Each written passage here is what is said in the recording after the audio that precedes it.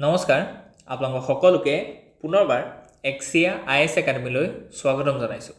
ধাৰাবাহিকতা অব্যাহত ৰাখি আজি 5 ডিচেম্বৰ দিনাখনো আমি আপোনালোকৰ ওচৰলৈ লৈ আহিছোঁ আমাৰ নিউজ পেপাৰ এনালাইচিছখিনি। চাওঁ আহক আজি কোনকেইটা ইম্পৰ্টেণ্ট নিউজ আছে।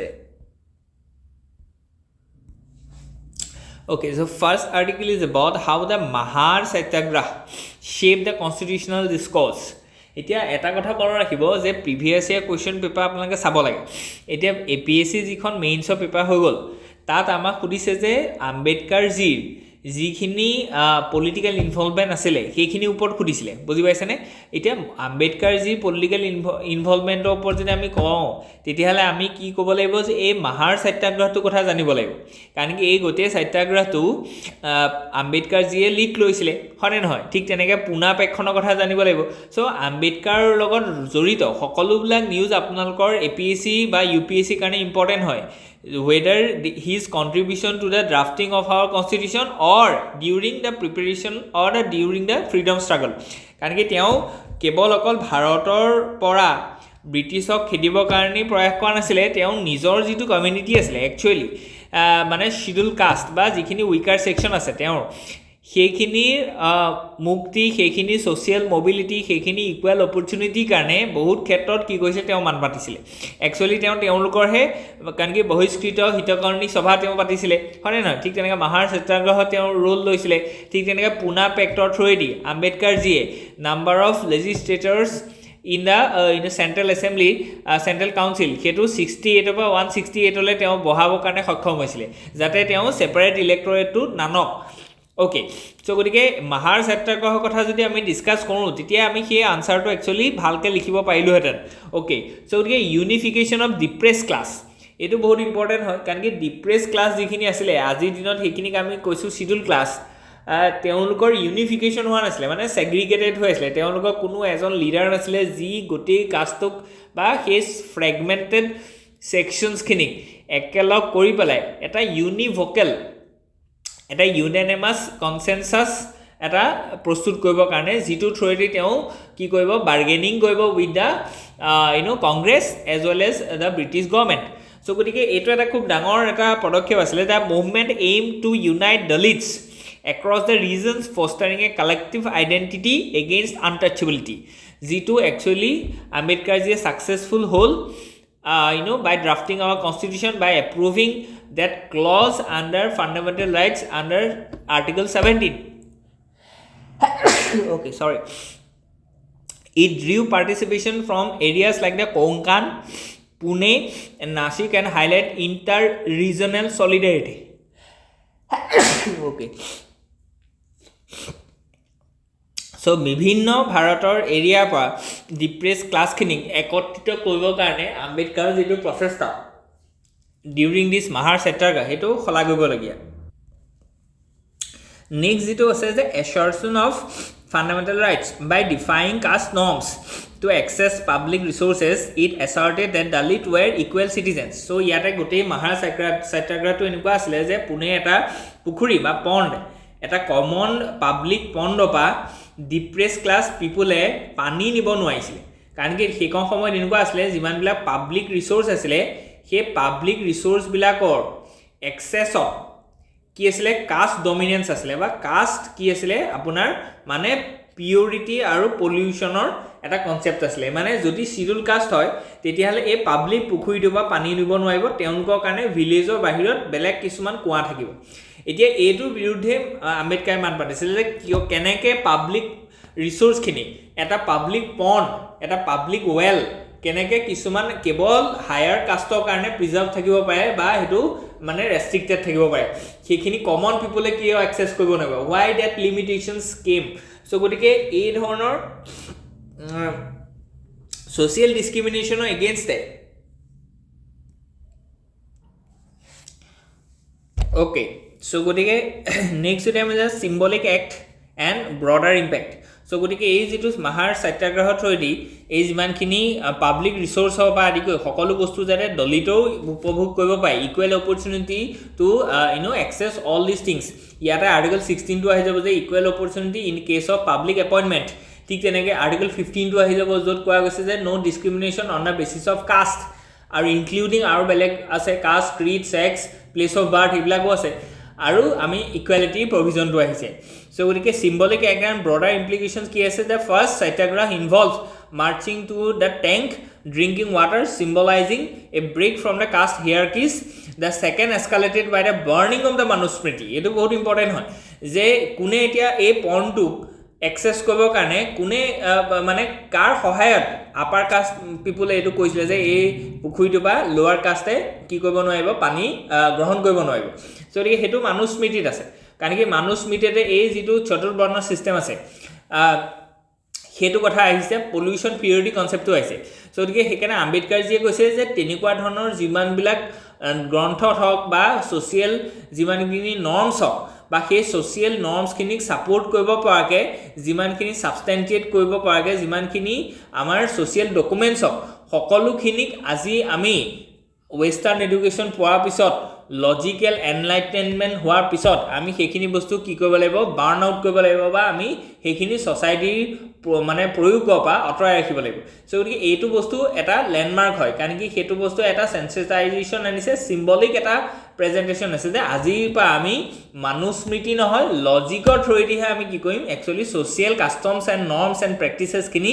এপ্লাই কৰিম এটা এটা খুব ইন্টাৰেস্টিং কাম হয় কাৰণ কি ইয়াৰ পৰা আৰম্ভ হৈছে আমাৰ কনস্টিটিউশনৰ গুটি থিওৰি খিনি বা মানে প্ৰসিডিংস খিনি কাৰণ কি তেনেকেইটো আমি কি কৈছো অকল লজিকৰ থ্ৰুইদি আমি এটো ডিসাইড কৰিছো যে ইকুৱেলিটি হ'ব ইয়াত ডেমক্ৰেসি হ'ব ফ্ৰেটাৰ্নিটি হ'ব জাস্টিস হ'ব বুজি পাইছনে কোনোবা এখন স্মৃতিত বা কোনোবা এখন বেদত আছে বুলি কাৰণে আমি একচুয়ালি ডেমক্ৰেসিটো এপ্লাই কৰা নাই আমি ডেমক্ৰেসিটো কেনে এপ্লাই কৰিছো because it is logically and it is rationally more suitable so গতিকে এটো এটা তার এটা কি হৈছে রিফ্লেকশন আমি ইয়াত দেখিবলৈ পাওঁ বা হিস্টোরিক্যাল এটো এটা আমি ইভেন্ট বুলি আমি কনসিডার কৰো ঠিক তেনেকৈ ইয়াত কৈছে যে criticising the text the perpetuating inequality and linking to women's right and national discourse ঠিক তেনেকৈ influence on the constitutional ethics the event shape Ambedkar's vision for the constitution embedding ideas of liberty equality and justice যেটো বস্তু আমি বাৰে বাৰে কৈছো আৰু এই একদম এই কথাখিনি পায় আপুনি এই বছৰে APSC এটা মেইনছৰ আনসাৰ লিখিব পাৰে বুজি পাইছে আৰু সেই আনসাৰটোক আপুনি বেটাৰ কৰিব পাৰে ইভেন বুজি পাইছে যত আমি কৈছো it is portrayed as a precursor to human rights movements emphasizing that true independence required social reform alongside political freedom ঠিক এনেকৈ ওমেন পাৰ্টিসিপেশন এন্ড জেন্ডাৰ ইকুৱেলিটি কথাও ইয়াত কোৱা গৈছে মহাৰ সত্যাগ্ৰহটো তেওঁ ৰামাবাই ৰাণাদেও ইনভলভ হৈছিলে ইয়াৰ পৰা আমি এইটো কথা ক'ব পাওঁ যে কেনেকৈ ওমেন বিলাকেও বা ওমেনৰ পাৰ্টিসিপেশন টু এগেইনষ্ট সোশিয়াল ডিসক্ৰিমিনেশন ইম্পৰ্টেন্ট হয় যেটো আজিৰ দিনত আমি দেখিছো ইন সেভাৰেল কেसेस ঠিক তেনেকৈ লিগেসি ইন মডাৰ্ন এৰা so gotike ami article posits that the mahar discourse continues to inform the debates on the caste gender and human rights making it foundational event for India's ethical framework बहुत important है and the narrative underscores the mahar transformation from a industrial labor hub to a symbol of caste annihilation with Ambedkar's leadership turning local resistance into a national conversation on ethics and rights so gotike jitu industrial worker eta mane dholok dispute related eta movement nohoi e eta caste annihilation prokriyato shobdot hoise elimination completely destruction koiba laiba am caste jitu hierarchy ase buji paisene je kunuba eta caste upor kunuba eta caste tolor kunu social mobility nai among this class so gotike caste hetu bostu ami naikia koiba laibo আৰু ethics human rights এইবিলাকৰ প্ৰমোশনৰ থ্ৰুইদি আমি ইগালিটেৰিয়ান equal justice থকা এখন society create কৰিব লাগিব সেই বস্তুটোৰ উকমুকনি বা ইনসেপশন বা জেনেসিস হেকন সময়ত মহাৰ সত্যাগ্ৰহকে আনি দিছিলে বুলি আপোনালোকে ভাবিব পাৰে সো ইয়াত হিস্টোৰিক্যাল ইভেন্টটো ইয়াত ধুনিয়াকে দেখুৱাইছো কেতিয়া হৈছিলে মহাৰ মুভমেন্টটো এটো বহুত ইম্পৰ্টেন্ট হয় ঠিক তেনেকৈ ই কেনেকৈ ড্ৰাফটিং অফ ইণ্ডিয়ান কনষ্টিটিউশ্যনত প্ৰভাৱ পেলাইছিলে এই বস্তুটো ইম্পৰ্টেণ্ট হয় চেলেঞ্জেছ কি আছে আজিৰ দিনত সেইখিনি চাইছোঁ লিগাল হাৰ্লি ইণ্টাৰনেল ডিভিজন আছে ঠিক তেনেকৈ কি টাৰ্মখিনি আমি ইয়াত ডেছক্ৰাইব কৰিছোঁ লজিকেল ফিলচফিকেল বেছটো ইয়াত কোৱা গৈছে যে আম্বেদকাৰ্ছ প্ৰেগমেটিজিম বুদ্ধিষ্ট এথিক্স যিটো আছে বুদ্ধিষ্ট এথিক্সৰ ভিতৰত কি আছে যে ৰাইট ৱৰ্ক eightfold path কি আছে তাত right walk বুজি পাইছেনে so গতিকে আম্বেদকাৰ's later conversion to Buddhism echoed the Mahar rejection of Hindu hierarchy and promoting the equality and compassion so গতিকে মানে বুদ্ধিজমৰ দুটা খুব ইম্পৰ্টেণ্ট ভাৰ্চু সেইটো হৈছে যে বুদ্ধিজমে যাক প্ৰমোট কৰে সেইটো হৈছে যে wisdom মানে to guiding your path with logic with conscience with curated logical steps ঠিক তেনেকৈ সেকেন্ড কথাটো যদি আমি চাওঁ তেলে that is called the compassion থাকিব লাগিব এতিয়া পানীটো সকলোৰে দৰকাৰ এতিয়া পাব্লিক ৰিসোৰ্স এটা কুঁৱা এটা ট্যাঙ্ক কেনেকৈ আপুনি মানুহক এক্সেস কৰাটো বাধা দিব পাৰে এটো একদম ডাইৰেক্ট কম্পেশনৰ অভাৱৰ কাৰণে আমি ক'ব পাৰো যে কম্পেশনৰ অভাৱ আছিল হেক সময় হেকনে দলিত যিখিনি কমিউনিটি মানুহ আছিল তেওঁলোকক একদম বেসিক হিউম্যান ৰাইট যেটো আছে যে access to the drinking water সেই বস্তুটো পাৰ বঞ্চিত কৰিছিল সো গতিকে যেটো বুদ্ধিষ্ট ফিলসফি একদম এগেইনষ্টত হয় বুদ্ধিষ্ট ফিলসফি কম্পেশনৰ কথা কৈছে বুজি পাইছনে not only Buddhist philosophy but all the important philosophies of all the religions promotes compassion fraternity equality বুজি পাইছনে সো গতিকে হেতু বস্তু আপোনালোকে লিখিব পাৰে লিবাৰেল হিউম্যানিজমৰ কথা কৈছে critique of brahmanism and epistemological angle the epistemology মানে আছে যে searching of knowledge study of knowledge আমি কেনেকৈ পাম সেই বস্তুৰ ওপৰত কৈছে যে perpetuating caste authority knowledge আহিব আমি পুৰণা টেক্সট এখন আমি ফলো কৰিলে আমাৰ এপিষ্টেমোলজি নহব আমি নলেজ পাব লাগিব from our own enlightenment from our own logic following our conscience following our empirical evidence based knowledge বুজি পাইছনে ঠিক তেনেকৈ ডাইমেনশনছ খিনি আমি ইয়াত কভাৰ কৰিছো আৰু এনচিআৰটি লগত লিংক কৰি দিছো ওকে সো গতিকে লেটস মুভ Okay, second যেটো article আছে it is about the responsive regulations for resilience এটো বহুত ইম্পৰ্টেন্ট আৰ্টিকল হয় ইয়াত এটা থিমৰ কথা কৈছে ইয়াত এটা ফিলসফি কথা কৈছে এটো হৈছে যে ৰেগুলেশন নামৰ যেটো বস্তু আছে এটো কেতিয়াও মানে কাৰ্ভিং অন দা ষ্টোন হ'ব নহয় মানে যেনেকে আগতে ৰেগুলেশন হৈ আছিল ৰেগুলেশন মানে কি যে এটা এডমিনিষ্ট্ৰেচনে বা এটা অৰ্গানাইজেচনে লগোৱা কিছুমান কন্ট্ৰোল বা ৰিষ্ট্ৰেইন আপন সাম other organization by agency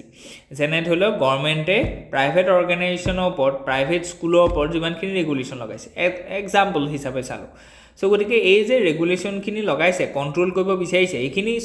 ষ্টোনত কটা আখৰৰ নিচিনাকে সদায় থাকিব তেনেকুৱা ধৰণৰ হ'ব নোৱাৰে কি হ'ব লাগিব তেতিয়াহলে ইভলিউশন মানে কি যে কাৰেন্ট যেটো সিনিয়ৰিটি আছে সেই সিনিয়ৰিটিৰ লগত মিলাই পেলাই আমি তাক হলনি কৰিব লাগিব তাক খাপ খোৱাব লাগিব বুজি পাইছেনে হেতু হৈছে যে ৰেসপন্সিভ ৰেগুলেশন বুলি কৈছে আৰু এই ৰেসপন্সিভ ৰেগুলেশনটো ৰেসপন্সিভ কাৰ প্ৰতি ৰেসপন্সিভ যে existing circumstances existing situation existing demand and existing goal of this nation তাৰ প্ৰতি ৰেসপন্সিভ হৈ পেলাই আমি ৰেগুলেশনছটো আনিব লাগিব আৰু এটো যদি আমি কৰিব পাৰো তেতিয়াহলে আমাৰ ইকোনমিটো ৰিজিলিয়েন্স হৈ থাকিব এতিয়া ৰিজিলিয়েন্স মানে কি যে তাৰ কথাটো হৈছে কি যে ইয়াত কেতিয়াবা কিবা এটা আপস এন্ড ডাউনস আহিব পাৰে কিন্তু সেই আপস এন্ড ডাউনসে কিমান নেগেটিভ ইম্প্যাক্ট পেলাব হেতু ডিপেন্ড কৰিব যে how the economy is resilient for example trade war আহিছে ট্ৰেড ওয়াৰটো আমাৰ কাৰণে এটা প্ৰত্যাহ্বান এটা উইকনেস বা এটা আমাৰ কাৰণে এটা চ্যালেঞ্জ হয় কিন্তু যদিও ট্ৰেড ওয়াৰ আমাৰ ওপৰত লগাইছে by trade ওপৰ restriction লগাইছে আমাৰ পা যোৱা এক্সপোৰ্টৰ ওপৰ by the US কিন্তু আমাৰ ইকোনমিটো ঠিকে আছে আমাৰ ইকোনমি কোৱাৰ্টাৰ 2 8.2% গ্ৰোথ হৈছে that is called resilience বা ডিজাস্টাৰ ক্ষেত্ৰত আমি resilience শব্দটো ইউজ কৰোঁ বা এজন ব্যক্তিৰ ক্ষেত্ৰতো resilience-টো আমি ইউজ কৰোঁ যে স্থিতপ্ৰজ্ঞ সো গতিকে আমাৰ যদি ৰেগুলেশনটো যদি ৰেসপন্সিভ হয় তেতিয়ালে ই ইকোনমি হক বা সিস্টেমটোক ৰিজিলিয়েন্স আনি দিব যেটো বস্তু বহুত ইম্পৰ্টেন্ট হয় কাৰণ কি আমি এতিয়া কি দেখিছো যে ৰিসেন্টলি যে আমাৰ ৰুপিটো ডলাৰ এগেইনষ্ট 90% তকৈ 90 ৰুপিজতকৈ বেছি ব্ৰিচ হৈছে মানে 91 লৈকে পাইছে সো এই ক্ষেত্ৰত যদি আমি ম্যাক্ৰো ইকোনমিটো ৰিজিলিয়েন্স বনাও by limiting by streamlining our regulations তেতিয়া আমাৰ কি হ'ব যে যিখিনি ফৰেন ইনস্টিটিউশনাল ইনভেষ্টমেন্ট হক ফৰেন পোৰ্টফোলিও ইনভেষ্টমেন্ট হক বা ফৰেন ডাইৰেক্ট ইনভেষ্টমেন্ট হক বা আমাৰ ডমেস্টিক ইনভেষ্টমেন্ট হক এই বিলাক কি হ'ব বাহিব যদি ইনভেষ্টমেন্ট বাহে তেতিয়ালে ইকোনমিক গ্ৰোথ হ'ব ইকোনমিক গ্ৰোথ হলে লাহে লাহে এক্সপোৰ্ট হলে কি হ'ব লাহেকে ৰুপিৰ ডিমান্ডটো বাহিব আৰু সেইকাৰণে কি হ'ব ৰুপিটোৱে নিজৰ যেটো স্থান ইণ্টাৰনেশ্যনেল মাৰ্কেটত কি হ'ব ল'বৰ কাৰণে সক্ষম হ'ব চ' গতিকে আমি ৰেগুলেশ্যনটো সেইকাৰণে এটা কি ৱৰ্ড হিচাপে আজিৰ দিনত ইমাৰ্জ হৈছে আৰু ইকনমিক ছাৰ্ভে মই বাৰে বাৰে কৈছোঁ এইটো কিজানি 10 বাৰতকৈ ওপৰ ক'লোঁ যে ইকনমিক ছাৰ্ভে এইবাৰ ৰেগুলেশ্যন বা মানে ডি ৰেগুলেশ্যন একচুৱেলি ৱৰ্ডটো ইউজ কৰিছে যে ডি ৰেগুলেশ্যন ইয়াত যেনিবা সেইটোকে ৰেছপনচিভ ৰেগুলেশ্যন বুলিও কৈছে এই ব্যক্তিজনে চ' গতিকে সেই ডি ৰেগুলেশ্যনটো আমাৰ কাৰণে ইম্পৰ্টেণ্ট হয় যিমানে ডি ৰেগুলেট কৰিম সিমানে কি হ'ব ইজ অফ ডুইং বিজনেছ বাঢ়িব বা বিজনেছৰ যিটো ইনিচিয়েল কষ্ট আছে কষ্ট অফ বিজনেছ সেইটো কমিব কষ্ট অফ বিজনেছ কমাৰ লগে লগে মোৰ দ্য প্ৰাইভেট পাৰ্টি উইল ইনফ্ল' বা তেওঁলোক মোৰ মানে সেইটোৱে কি কৰিব তেওঁলোকে এট্ৰেক্ট কৰিব বুজি পাইছেনে যিটো ক্ৰাউড ইন ইফেক্ট বুলি কৈছোঁ ইন আৱাৰ ইকনমি আৰু ইকনমিটো সদায় এটা মানে এটা ৰিপলিং ইফেক্ট আছে স্ন'বল ইফেক্ট আছে এই ইফেক্টবিলাকে কাম কৰিব ফলত কি হ'ব ইকনমিটো গ্ৰ' হ'ব এইটো হৈছে এই আৰ্টিকলটোৰ বেচিছটো বা বেকগ্ৰাউণ্ডটো এই বেকগ্ৰাউণ্ডটো কনচেপ্টটো লৈ পেলাই এই ফিলচফিটো লৈ পেলাই আমি আগবাঢ়িছোঁ যে ক'ৰ থেচিছটো কি যে ইয়াত যদি আমি চাওঁ যে ফাইনেন্সিয়েল ৰেগুলেটৰ্ছ কাৰণ কি আপুনি দেখিছে যে এইটো বেংকিং ছেক্টৰৰ কাৰণে আহিছে বেংকিং এণ্ড বিয়ণ্ড চ' গতিকে ইয়াত ফাইনেন্সিয়েল ছেক্টৰৰ ডি ৰেগুলেশ্যনৰ কথা ক'ব ইয়াত চ' গতিকে financial regulations are not static statutes but a living rule book and the current regulatory changes by the RBI are not regulatory exuberance মানে জোখতকৈ বেছি but a necessary to calibrate to align with a 2025 economy যেটো মই কৈছোঁ যে current সিচুৱেশ্যনৰ লগত মিলাই পেলাই আমি চলিব লাগিব তেতিয়াহে আমাৰ ৰেছপনচিভ ৰেগুলেশ্যন হ'ব that is a vastly stronger and different from the stressed system of 2015 যেটো অভাৰ ৰেগুলেশ্যন আছিলে বা ৰেগুলেটৰী যিটো বটলনেক্স আছিলে সেইটোৰ পৰা আমি মুক্ত হৈ পেলাই আজিৰ দিনত যে সেইটো আপুনি বিবাদ সে বিশ্বাস এখনৰ কথাই কওক য'ত আমি ইনকম টেক্সৰ ৰিগাৰ্ডিং আমি কি কৈছোঁ বহুত ৰিফৰ্ম কৰিছোঁ ঠিক তেনেকৈ আপুনি GST কথাই কওক মাল্টিপল টেক্স ষ্ট্ৰাকচাৰ আছিলে এতিয়া আমি মানে মাত্ৰ ডুৱেল টেক্স ষ্ট্ৰাকচাৰ GST চলাই আছোঁ চ' গতিকে এইবিলাকৰ পৰা আমাৰ ঠিক তেনেকৈ পান 2.0 চ' এইবিলাকৰ থৈ দিবা বেংকিং ছেক্টৰত যিমানখিনি মানে ৰিফৰ্মছ আহিছে যেনেকৈ আমি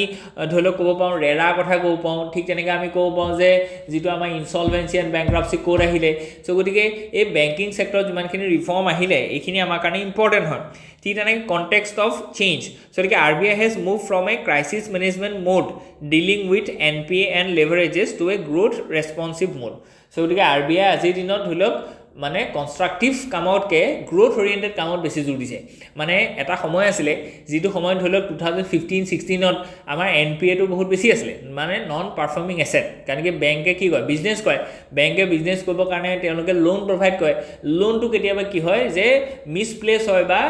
পটেঞ্চিয়েল ছেক্টৰত নিদি পেলাই তেওঁলোকে কিছুমান ফেক ছেক্টৰত দিয়ে তাৰ কাৰণে কি হৈছে যে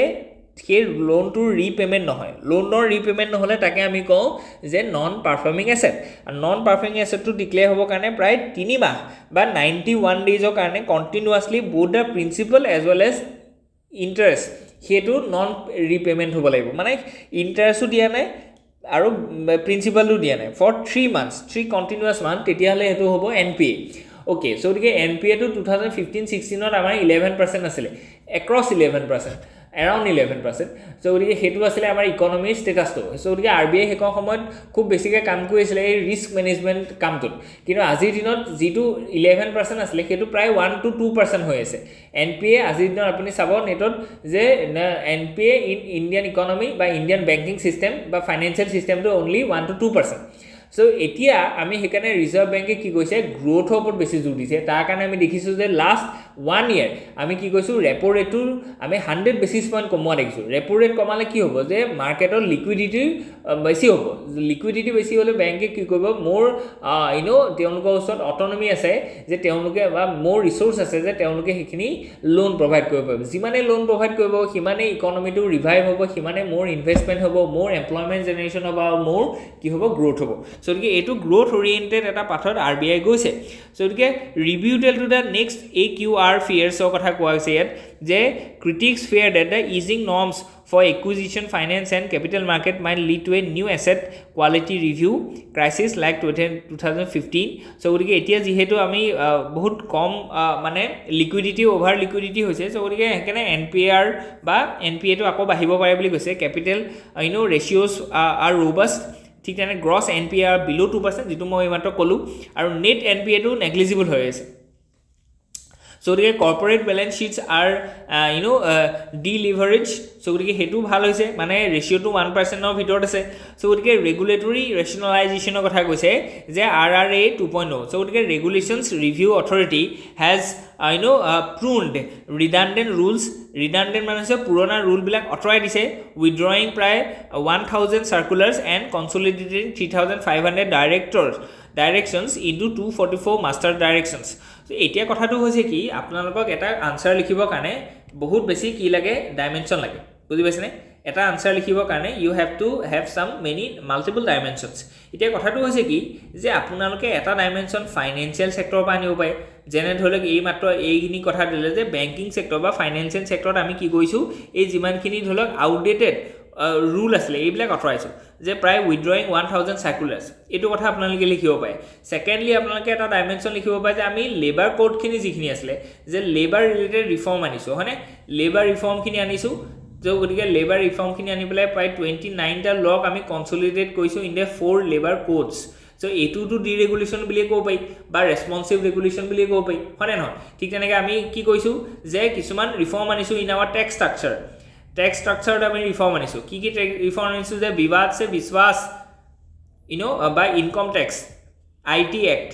এখন আনিছো ঠিক তেনেকৈ আমি জিএসটি 2.0 আনিছো বুজি পাইছে নাই সো ঠিক এনেকৈ আমি মাল্টিপল ডাইমেনশনত একচুয়ালি এই ডিৰেগুলেশনটো বা ৰেসপন্সিভ ৰেগুলেশনটো আজি দিনত আমি প্ৰেজেন্ট কৰিব পাওঁ সো এনেকৈ কইলে আপোনালোকক কি হ'ব এটা আনসাৰ লিখিবৰ কাৰণে বহুত বিলাক পইণ্টস থাকিব আপোনালোকে মেনি ফিল্ডছত এক্স্যাক্টলি ডিৰেগুলেশনটো কেৱল অকল এটা ফিল্ডত নহয় আজি মাল্টিপল ফিল্ডত কি হৈছে ফাইনান্সিয়াল ফিল্ডত আপুনি দেখিব যে ডিৰেগুলেশন হৈছে তাৰ ঢেৰ ধৰণৰ এক্সাম্পল দিব পায় যেনে ফৰেন ডাইৰেক্ট ইনভেষ্টমেন্টত ইনস্যুৰেন্স সেক্টৰত 84% আছিল এতিয়া 100% কৰিলো যে ডাইৰেক্ট ৰুটত আপুনি 100% ইনভেষ্টমেন্ট কৰিব পায় এতিয়া আপুনি দেখিব যে বাহিৰৰ ফৰেন কোম্পানী কিছুমান ইয়াত ইনস্যুৰেন্স খুলিছে সো গতিকে ইনস্যুৰেন্স যদি ইয়াত ফৰেন কোম্পানী খোলে তেতিয়া কি হ'ব জব ক্ৰিয়েচন হ'ব ইয়াৰ লোকেল পিপলে তাত ইনস্যুৰেন্স কোম্পানীটো জব পাব সো জব পালে কি হ'ব মানুহখিনি ডিমান্ড ক্ৰিয়েট কৰিব পাৰিব সো গতিকে ইকনমিক সাইকেলটো আৰম্ভ হৈ যাব বুজি পাইছে এইবিলাক হৈছে ৰেসপন্সিভ ৰেগুলেশনৰ কিছুমান মাল্টিপল ডাইমেনশন বা এক্সাম্পল সো গতিকে এইখিনি বস্তু আপোনালোকৰ কাৰণে ইম্পৰ্টেন্ট হয় ঠিক তেনেকৈ আমি যদি কওঁ যে গভৰ্নেন্স এণ্ড সুপাৰভিজন সো গতিকে focus is shifted from the rule based to risk based supervision there is a heavy emphasisation on role of bank boards to ensure regulations are implemented in spirit not just letter so gotike kebol okol letter nohoy spirit to jate ami mane ki kau he spirit to saw je ki kobe bichaise hekane bibad se biswas ekhon anisu spirit to ki je ami biswas koisu je teo ejon responsible citizen hoy তেও কাকো আমি কিও ইমান income ট্যাক্সৰ কথা কম ঠিক তেনেকৈ ইয়াতো তেনেকুৱা যে ফাইনান্সিয়াল সেক্টৰ যেতিয়া আমি কিবা এটা চাইছো তেতিয়ালে উই আৰ এজিউমিং যে he is a very obedient person so গতিকে আমি তেনেকৈ ধৰণে স্পিৰিটটোত আমি জোৰ দিম গ্ৰোথ এনাবলাৰ বুলি কৈছে কাৰণ কি ফাইনান্সিয়াল সেক্টৰটো বহুত ইম্পৰ্টেন্ট হয় আৰু এইটো এটা ইম্পৰ্টেন্ট কেলে যে কোৱাৰ্টাৰ 2 যেতিয়া আমি চাইছো যে 8.2% গ্ৰোথ হৈছে তাৰ ভিতৰত আমি সাৰ্ভিস সেক্টৰ গ্ৰোথটো কিমান দেখিছো সাৰ্ভিস সেক্টৰ গ্ৰোথ দেখিছো আমি 9.3% যেতিয়া আমি ভালকে ফহিয়াই চাইছো তেতিয়ালে তিনটা সেক্টৰত সাৰ্ভিস সেক্টৰ লিড লৈছে এটা আছে ৰিয়েল ষ্টেট এটা আছে জেনাৰেল এডমিনিষ্ট্ৰেচন আৰু এটা কি ফাইনান্সিয়াল সেক্টৰ সো গতিকে ফাইনান্সিয়াল সেক্টৰটোৱে তেতিয়ালে সাৰ্ভিস সেক্টৰটো লিড লৈ আছে এই তিনটা সেক্টৰে 10% গ্ৰোথ দি আছে বুজি পাইছে নে সো গতিকে ফাইনান্সিয়াল সেক্টৰটো গ্ৰোথটোৱে ইন্ডিয়ান ইকনমিটো পুশ কৰি আছে তেতিয়ালে গ্ৰোথ এনাবলাৰ বুলি হেকনে কৈছো বুজি পাইছে নে সো আপুনি যিকোনো এটা পইণ্টকে সাবস্টেন্সিয়েট কৰিব কাৰণে আপোনাৰ ওচৰত ডেফিনিট নাম্বাৰ অফ বা এবান্ডেন্ট নাম্বাৰ অফ আপোনাৰ কি থাকিব লাগে পইণ্টস থাকিব লাগে বা এভিডেন্স থাকিব লাগে এক্সাম্পল থাকিব লাগে আৰু সেই এক্সাম্পলবিলাক বেলেগৰ পৰা ল'ব লগা নাই আপুনি ডেইলি নিউজপেপাৰ এনালিসিস চক আমাৰ বা নিজে নিউজপেপাৰখন পঢ়ক এপ্ৰিচিয়েট কৰোঁ যে আপোনালোকে নিজে নিউজপেপাৰ পঢ়ক then you will find lot of examples through which you can substantiate your answers that the financial system is leading role in growth and taking the role and a responsibility of a growth enabler in Indian economy so dike ekhini bostu apnalokor karone important hoy so dike aji karone imane asle hope you enjoy ya jodi kiba thake please let us know in the comment section thank you